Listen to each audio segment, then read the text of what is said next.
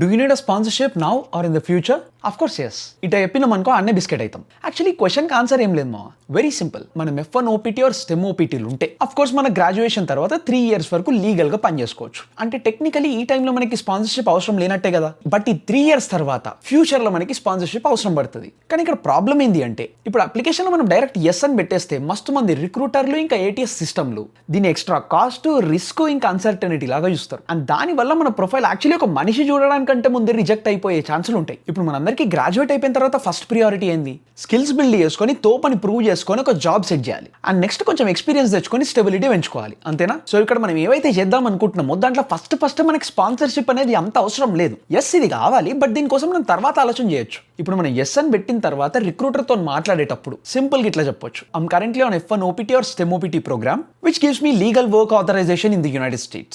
I do not require any sponsorship for the next 3 years. అంతే. దీనికంటే over complicate చేసి చెప్పాల్సిన అవసరం లేదు. అండ్ దీనికోసం ఫస్టే మస్తు టెన్షన్ తీసుకోవాల్సిన అవసరం లేదు. ఫస్ట్ మనకి జాబ్ కావాలి, తర్వాత స్టెబిలిటీ. నేను ఈ రెస్పాన్స్ టెంప్లెట్ ని కింద పిన్ కామెంట్లో పెట్టిన, స్క్రీన్ షాట్ తీసుకొని సేవ్ చేసుకుంటే మంచిది. ఆర్ మీరు కింద MVP అని కామెంట్ చేస్తే డైరెక్ట్ ఈ రెస్పాన్స్ ని మీకు DM చేస్తా. ఆల్ ద బెస్ట్ రమా. ఇచ్చి పడేద్దాం అంతే.